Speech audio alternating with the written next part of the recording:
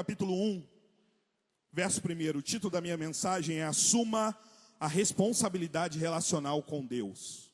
Você pode dizer isso para alguém?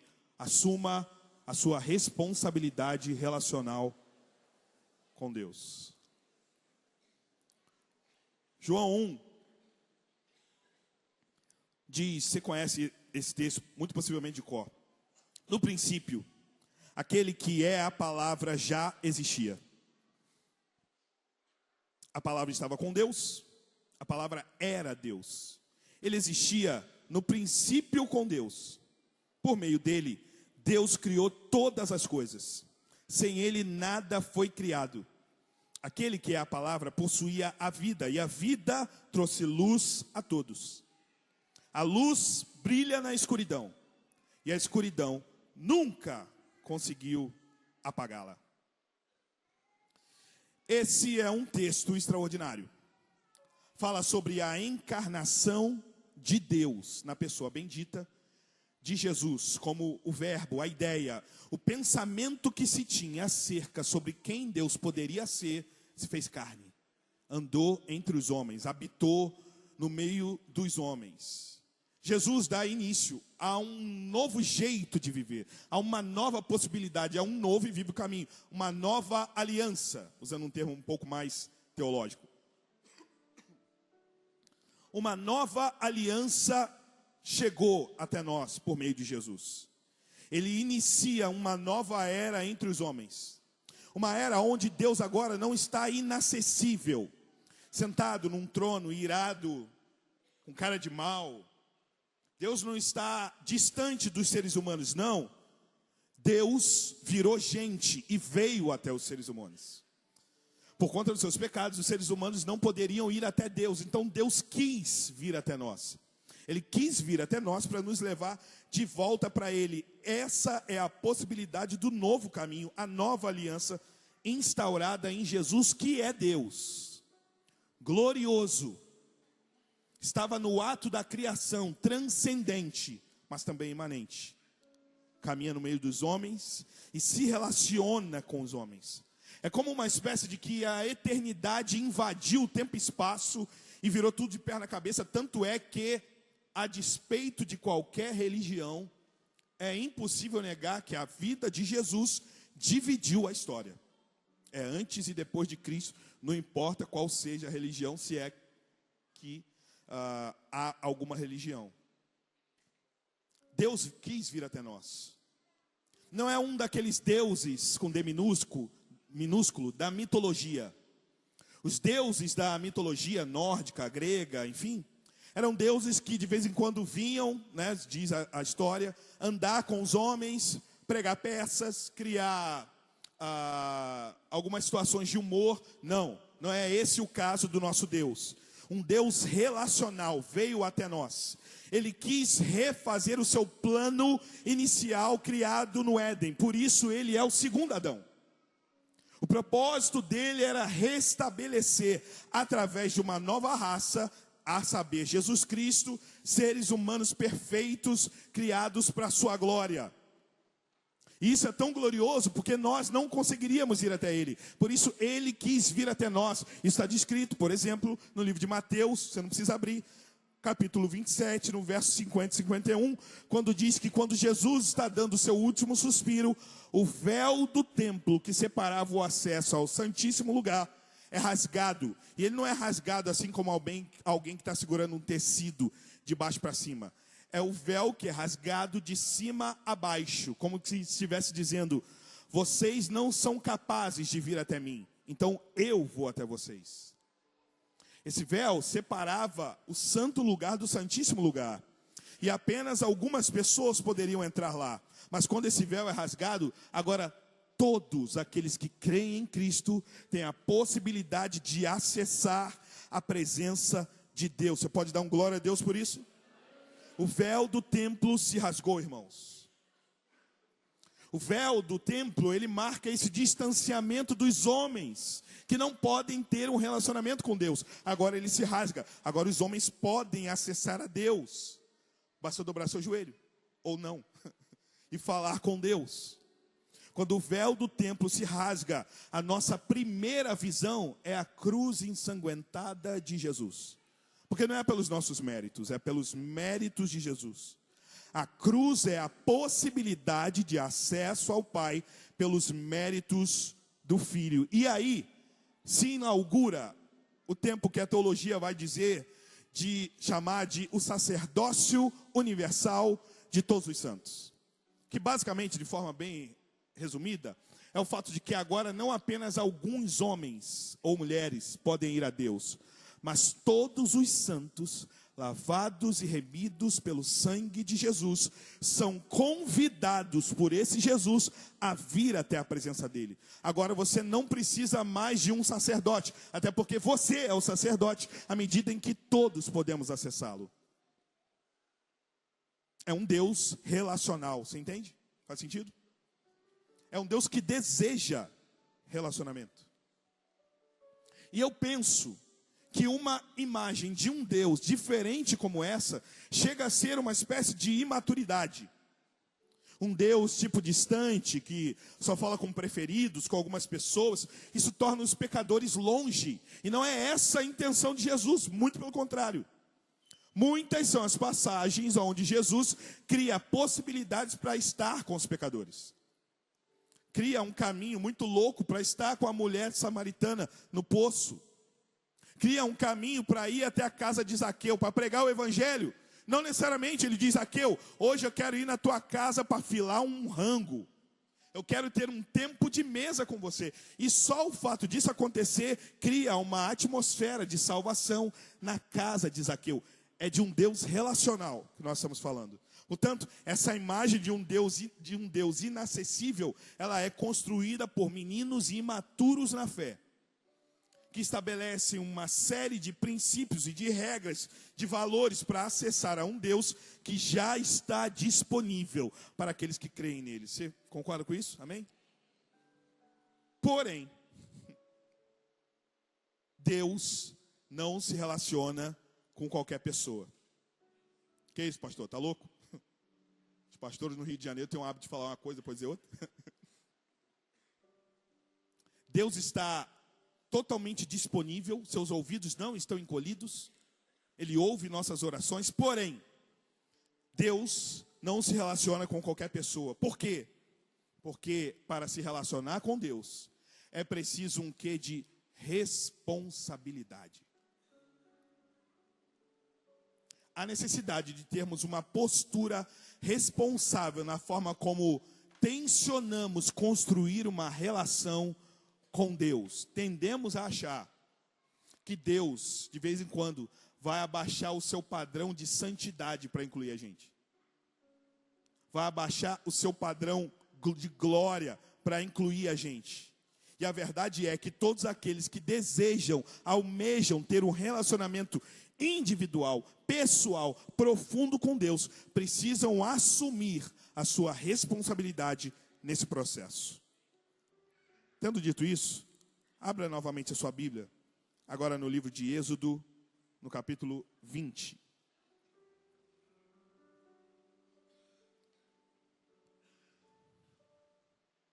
Êxodo capítulo 20.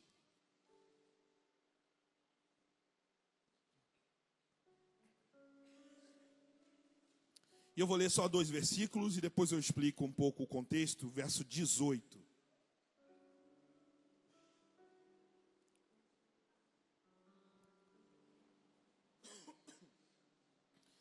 Êxodo 18 diz: quando o povo ouviu os trovões e o som forte da trombeta, e quando viu o clarão dos raios e fumaça que subia do monte, ficou à distância, tremendo de medo.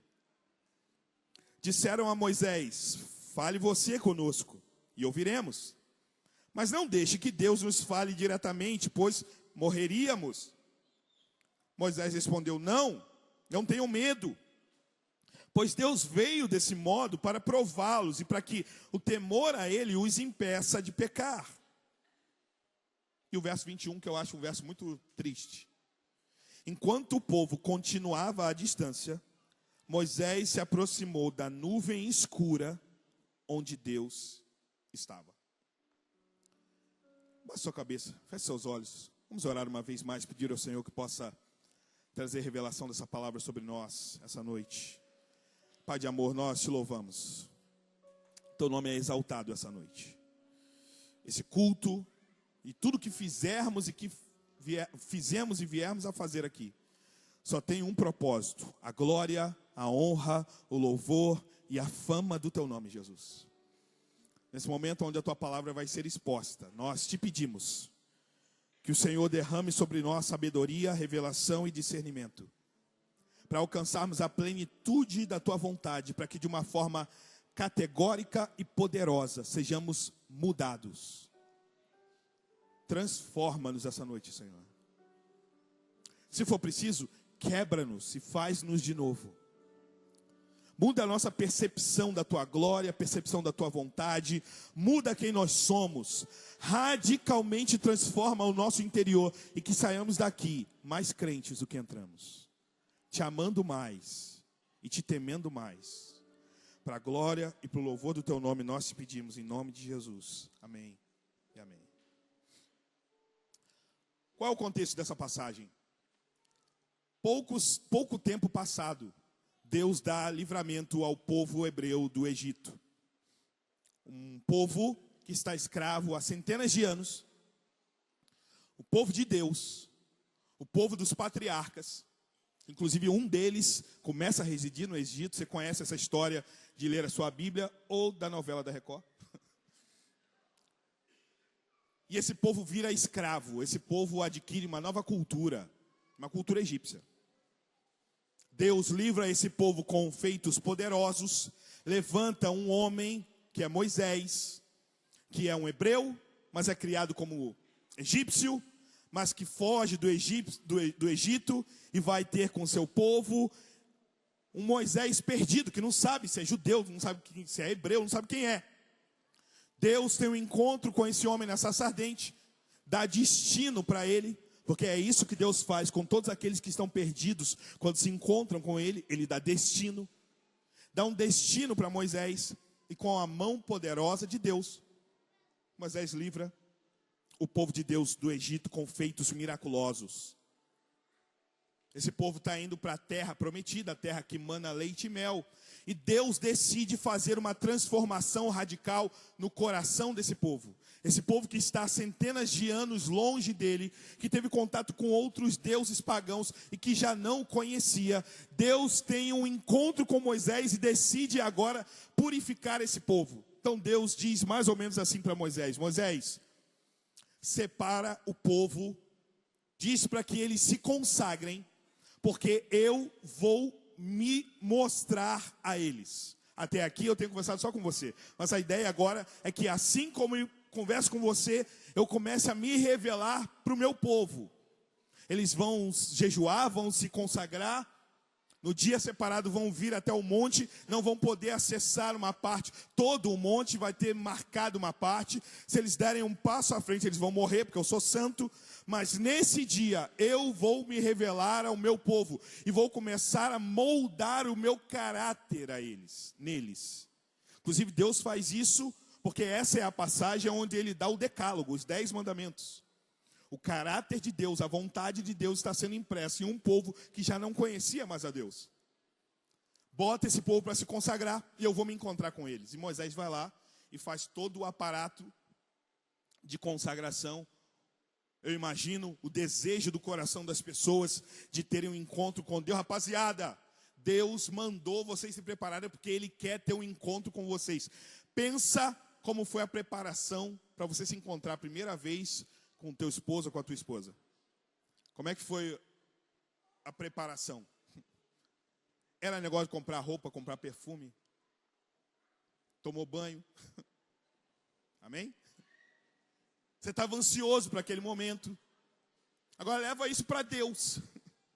Aquele povo, penso eu, é uma conjectura, estava ansioso para se encontrar com Deus. E chega o dia onde Deus tinha marcado o encontro com o povo, e eles vão até o pé da montanha. E quando eles chegam no pé da montanha, crendo que vão ouvir a voz de um serafim, um irmão meu assim, que diria: venham benditos de meu Pai. O Senhor está com um chá esperando vocês. Tem um biscoito, inclusive. Quando eles chegam para o encontro, acontece, eles veem isso que a gente acabou de ler aí agora. Dá uma olhada aí no verso 18 de novo. O povo ouviu trovões, som forte de trombeta, clarão de raio, fumaça que subia do monte. Você imagina, Deus te convida para o encontro. Quando você chega lá, parece que é o apocalipse que está acontecendo. Dia desses, eu me preparando para pregar aqui, dei uma orientação para a IA de gerar uma imagem dessa cena. E eu fiquei com medo da foto que foi gerada. Raio, trovão, relâmpago. O povo esperava uma coisa, foi surpreendida por outra. E o que eles fazem? Eles têm medo de Deus. E eles dizem para Moisés: Moisés, time que está ganhando não se mexe. Até agora, Deus fala contigo, você fala para nós. Não vamos mexer na história. Moisés, deixa Deus falar com você. E aí você traz a mensagem de Deus para nós. Porque se a gente for falar com Deus, Ele vai matar a gente. E o Moisés diz: rapaziada, vocês não entenderam nada. Foi Deus que marcou esse encontro. Ele está se apresentando desse jeito porque Ele quer trazer vocês a uma postura de temor a Ele. Ele está mudando o interior de vocês, mas Deus não quer matar vocês. Deus livrou vocês do Egito. Ele marcou o encontro. Como Ele quer matar vocês? E o texto diz que enquanto eles se afastavam, e Moisés falando, eles dando passos para trás, Moisés entrava na nuvem escura aonde Deus estava. Era para todo mundo estar lá. Essa passagem fala de forma bem clara e direta para nós, quanto ao fato de que o povo hebreu está demonstrando aqui que conhecer a Deus, preste atenção, conhecer a Deus é diferente de se relacionar com Deus. Você pode conhecer muito sobre alguma pessoa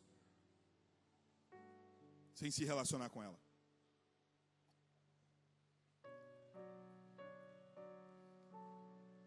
Você segue algum artista? Acredita de verdade que ali no Instagram é quem ele é? E aí você esbarra com ele no aeroporto e ele nem dá bola para você. O que eu quero dizer é que esse povo encarna o que muitas vezes nós pensamos. O fato de que, irmãos, por vezes nós temos apenas conhecimento sobre Deus, mas não temos uma relação com Ele. Um nível individual de relacionamento com Deus. E é curioso porque é exatamente isso que Ele deseja. Se não fosse assim, Ele não teria marcado o encontro. Deus deseja se relacionar. Deus quer que o encontro aconteça. As histórias sobre Ele permeiam toda a Bíblia, dizendo que Ele deseja estar conosco. Ele deseja vir até nós, ao passo de que enviou o seu Filho para isso. Ao passo que enviou Deus para morrer, para criar esse vivo caminho. Talvez alguns de nós que estamos aqui hoje conheçamos muito sobre Deus, sem nunca ter sido tocado por Ele. Sem nunca ter tido algum tipo de relacionamento pessoal, profundo com Ele.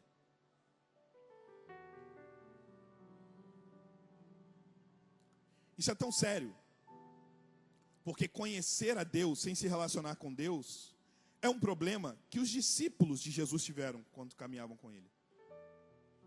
Jesus está trazendo o ensino para o Pai e Filipe diz: Senhor, mostra-nos o Pai, isso nos basta.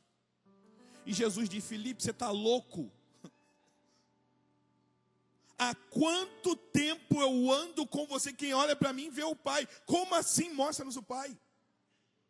O Filipe está dizendo que ele conhecia coisas acerca do que Jesus estava falando, mas que não tinha de fato um relacionamento pessoal e individual com a pessoa de Jesus. O Deus da Bíblia é diferente dos outros, irmãos. Ele deseja se relacionar com o seu povo. Porém, comumente, não raras são as vezes, onde nós temos a capacidade de delegar a outros a responsabilidade de ouvir e de falar com ele, assim como o povo hebreu. Nesse sentido, é como se muitas vezes a gente fosse o povo hebreu, que tem espécie de gurus espirituais, para poder meio que ouvir Deus através deles. A gente tende, irmãos, a terceirizar essa relação, estabelecendo pessoas, indivíduos, lugares.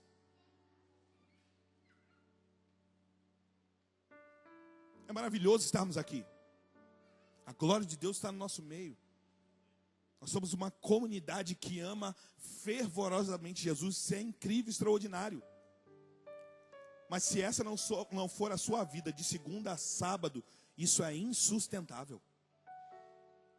Mas é uma mentira aqui no domingo. Uma fraude. A gente tende a delegar essa responsabilidade. A gente faz isso com discipuladores, por exemplo. A gente faz isso com apacentadores. A gente faz isso com pastores. A gente faz isso com o pastor de pastores. Por muitos motivos a gente faz isso. Daqui a pouco eu vou falar de um específico.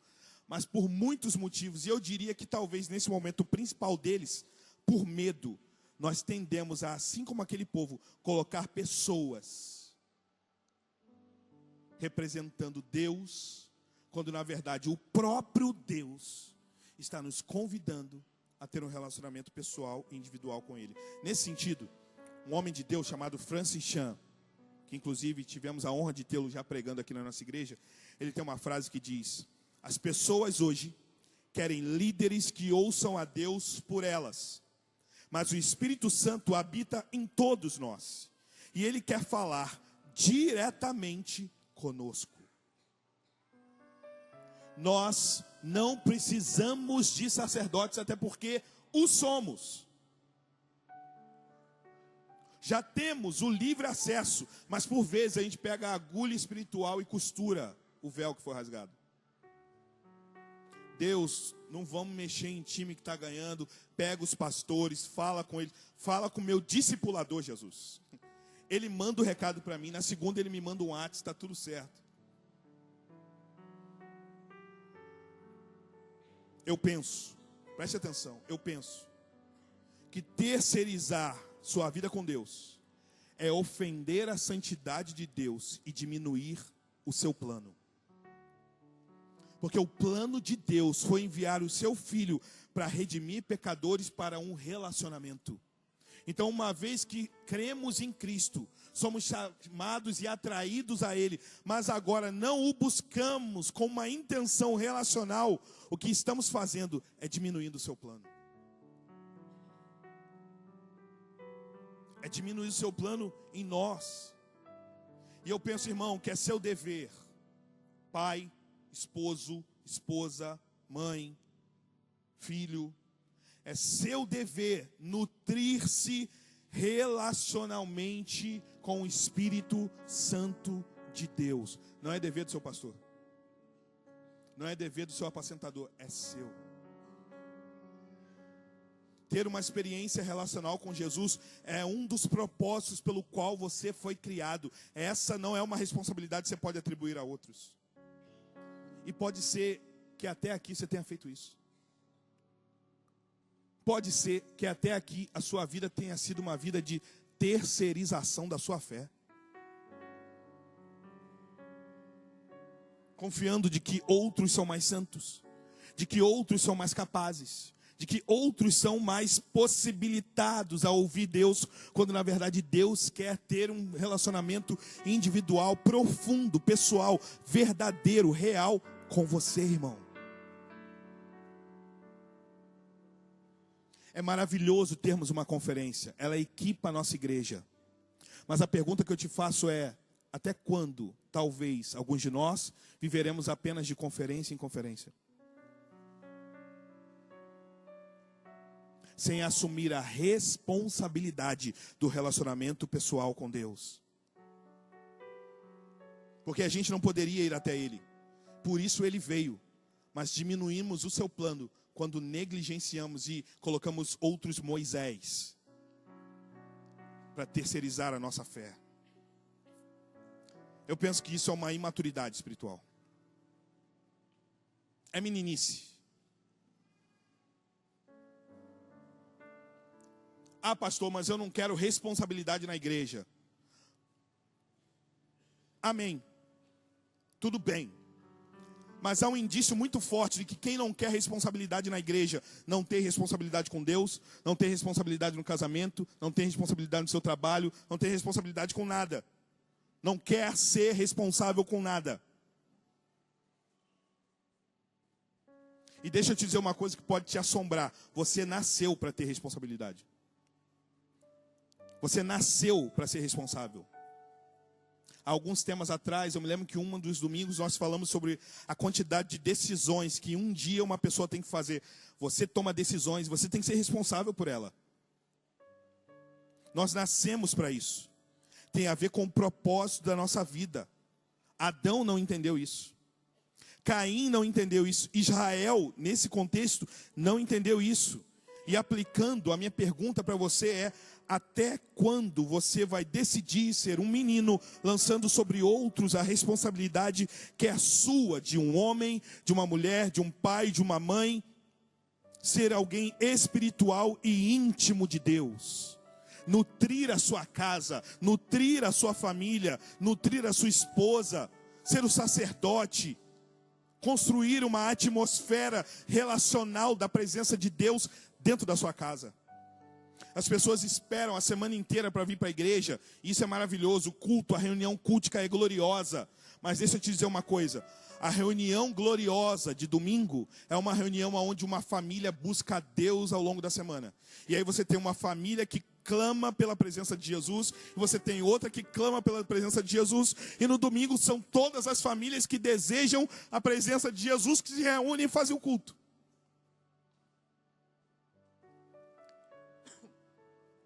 Até quando a relação pessoal com Deus não será uma prioridade para você? A gente precisa pensar nisso. Isso é muito sério, irmão. Você pode estar vivendo uma mentira. Você pode estar chamando isso de experiência cristã. E pode ser uma mentira. Deus não é um lugar para onde se vai. Ele é uma pessoa que deseja ser buscada por aqueles que o amam. Deus não é um prédio. Deus não é um evento. Deus não é a igreja. Deus não é o pastor. Deus não é o líder. Deus é Senhor. E a gente deseja ter um relacionamento com esse Senhor, que já abriu um novo e vivo caminho, ou a gente vai estar sempre colocando algum Moisés para ser essa referência, diminuindo o plano de Deus em nós e através de nós. É tão interessante disso porque é o próprio Deus que estabelece líderes. É Deus que estabelece pastores. Na nossa conferência ordenamos vários pastores e pastoras para poderem servir a nossa comunidade. É o próprio Deus que estabelece. Mas você não depende deles, você depende de Jesus. Então, como podemos ousar não ter um relacionamento com Jesus?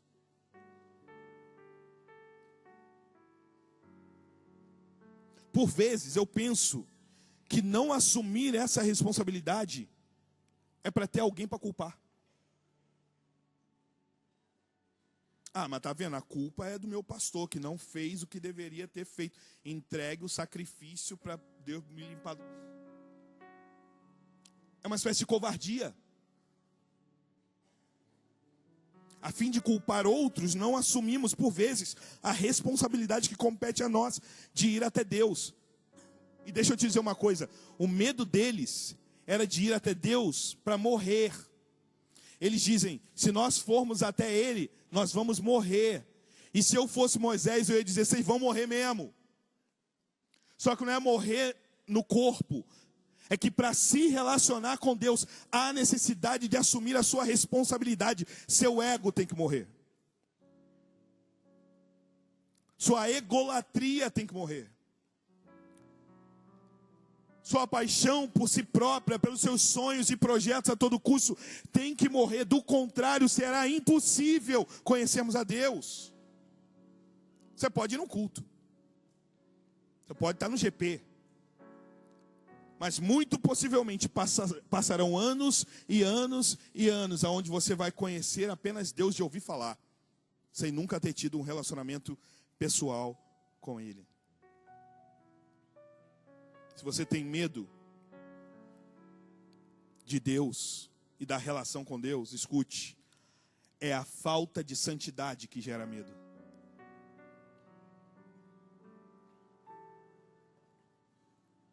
É a vida vivida para si que gera medo. E é muito interessante perceber esse encontro, porque quando eu lembro do encontro de Isaías com Deus, no livro de Isaías, no capítulo 6, ele vê a glória, ele vê Deus, ele vê os serafins, ele vê a glória de Deus enchendo o templo, e ele não diz, eu sou bom pra caramba, porque Deus me trouxe até aqui, porque eu sou melhor do que todo mundo. Não, Isaías vê a glória de Deus, e a glória de Deus reflete quem Ele é, e ele diz, ai de mim, eu vou morrer. Porque o encontro com Deus gera um temor, a fim de que nós sejamos refletidos nesse encontro. É ver a glória de Deus para perceber como a gente é ruim, irmão.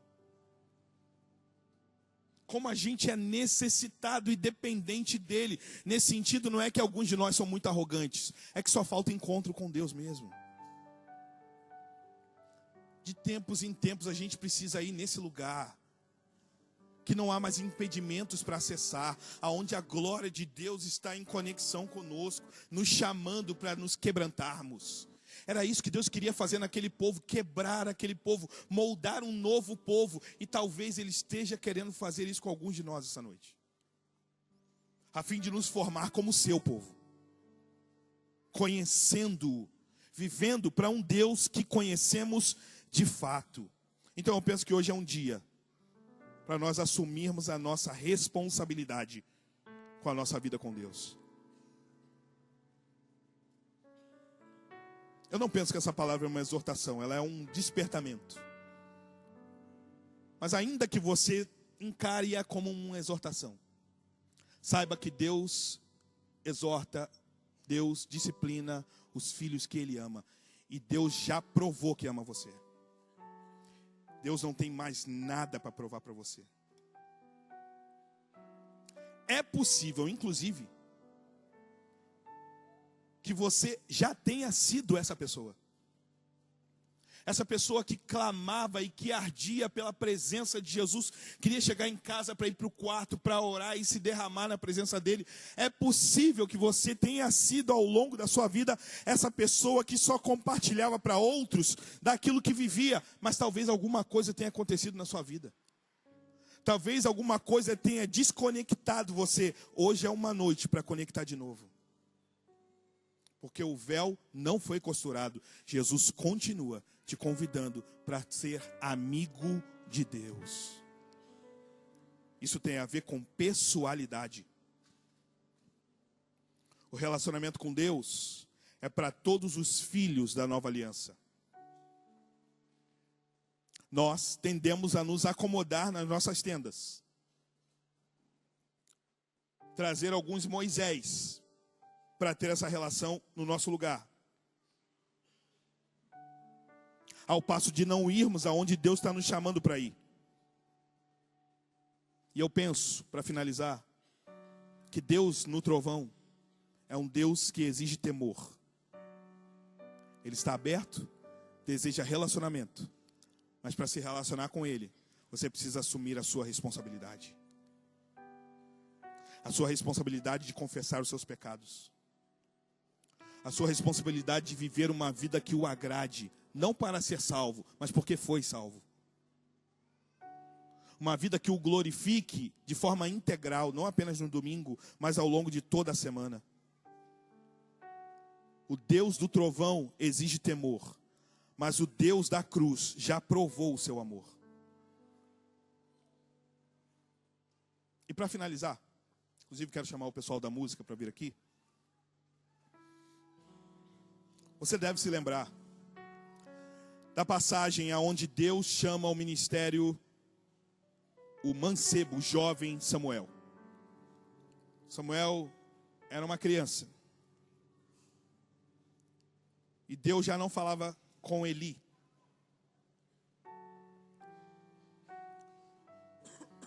O sacerdote Eli estava distante de Deus. E Eli era alguém preparado para cuidar de Samuel. Um dia Samuel está dormindo. E ele ouve alguém chamar o nome dele, Samuel. Samuel acorda desesperado, vai até Eli. E diz, Eli, você está me chamando? E Eli deve ter pensado, tá doido, moleque? Te chamei nada, tá maluco? Essas crianças de agora, bebe Coca-Cola, sonha. Te chamei nada, volta para dormir. Samuel volta a dormir. E ouve a voz de novo, Samuel. E ele vai até Eli. Eli, você está me chamando? Não, garoto, vai dormir, cara. Tem muito trabalho amanhã. Samuel vai e de novo, pela terceira vez.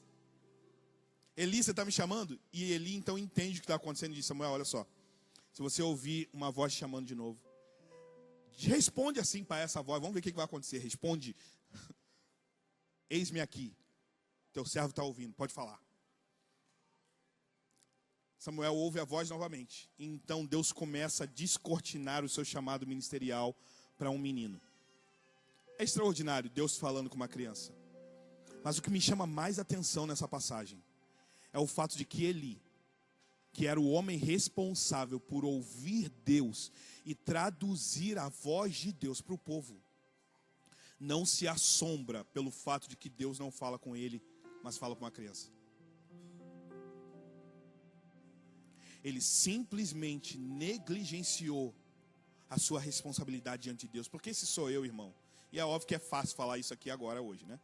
Mas se sou eu ia me arrastar no chão. Deus, pelo amor de Deus, fala comigo. Não, sei lá, me ajuda, me ajuda a melhorar, como diria o Eli Soares. Vamos resolver isso, pelo amor, mas ele não se toca, ele simplesmente procede.